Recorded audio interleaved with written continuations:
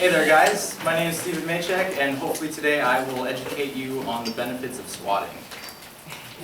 So a brief little outline, I want to teach you guys why you should be squatting, why there's a need for squatting, as well as the benefits, some of the myths behind barbell squatting, as well as a really short rundown on the proper implementation of the movement. A little bit about myself, I've been lifting for about 3 years or so, and I'm also a power lifter, so basically the squat, the proper full squat is one of the events in our sport.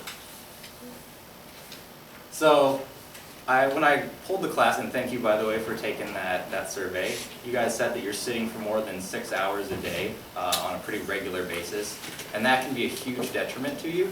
Number one, you're compressing the lower portion of your spine. You're not allowing blood flow to get to that area, and in the process of doing that, you're also shortening the range of motion that your hips can go through as well.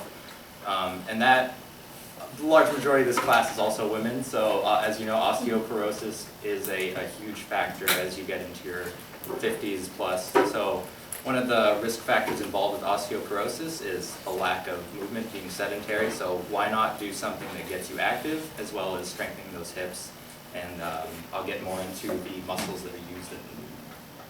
So the squat has a bunch of different benefits, the number one being that it uses your entire posterior chain, which is your glutes, your hamstrings, and your hips. And it's also beneficial in the fact that you have to balance that weight as well.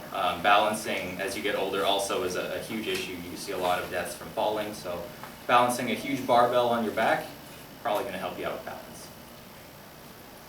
Alright, so I personally believe that the barbell squat is the best variation of squatting, and that's because it most closely represents the body's natural biomechanical pathways, or the ways that your body naturally moves just under a load. And that's going to stimulate your central nervous system a little bit better than something like a leg press where you're just sitting in a chair and pushing against something. Also, the way that you load weights, you can put a lot of weight on or take a lot of weight off pretty much at your, in a very short amount of time. Also, this entire concept of barbell training can be brought back to the Greek tale of Milo. Has anyone ever heard of the Greek tale of Milo? Sean, why don't you tell me the Greek tale of Milo? I think he was one of the first Olympians for the Olympics, and as you show in the picture, he had a calf, and he basically lifted the calf, and as the calf grew, he grew stronger with it. Until Exactly, it was full. exactly. And that is the core principle of progressive overload. Alright, so I also pulled the class, and you guys, about 48% of you thought that in the squat your knees should never go over your toes, and that just simply is not true. If you have longer tibias or longer femurs, your knees are going to have more forward travel in order to keep that bar over your center of gravity.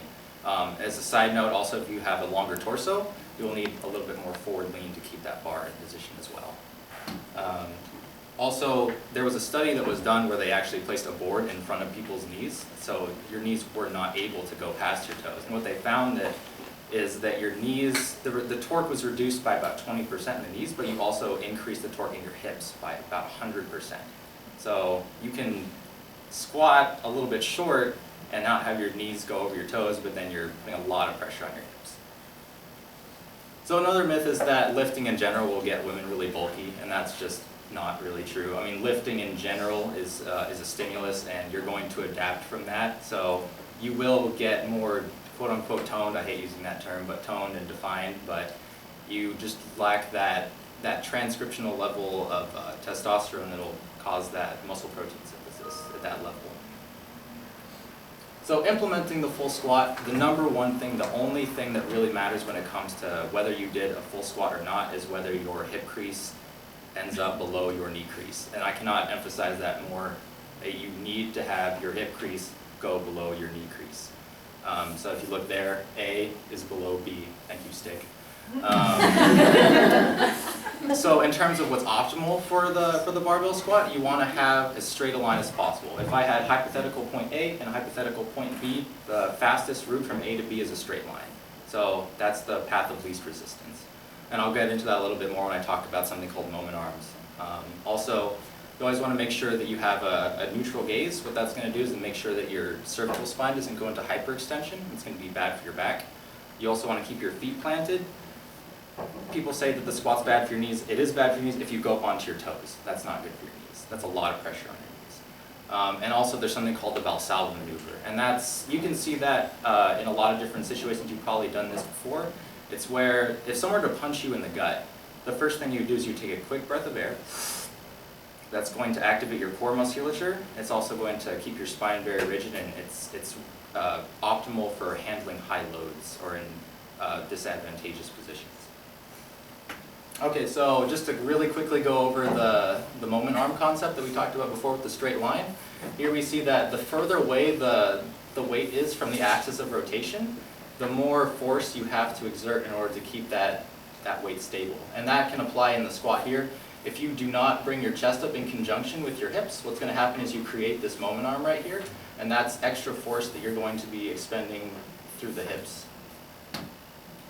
Alright, so we have a little video here. I just want to show you the steps and the cues that lead up to it. This view's kind of bad form here.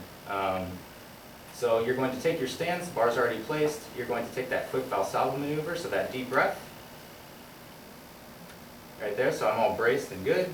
So then you're going to begin the descending portion of the eccentric, where you're going to sit back and you're going to push your knees out.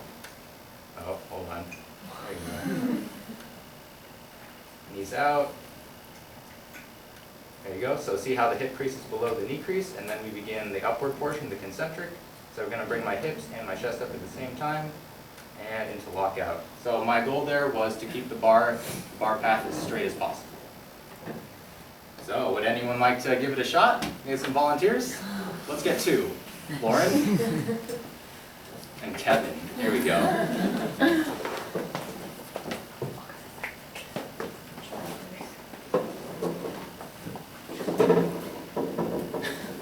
No pressure. No pressure. No pressure. This is good for you. Just remember that. All right. You can go first, Lauren. All right, remember your cues.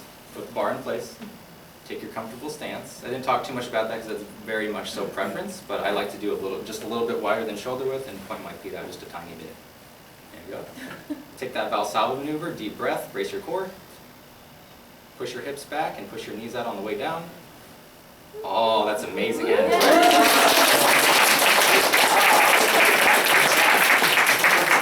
Let's see if Kevin can do the same thing. Let's get a point for the guys in here too. That was a good form. That was pretty good. Okay. Look at that. There you go. So hopefully you guys learned something about squatting and why you should be doing it. I could go over a ton of different details with you later on if you have any questions. I can break things down kind of simply in terms of biomechanics, but feel free to ask me anything and just get out there and do some squatting.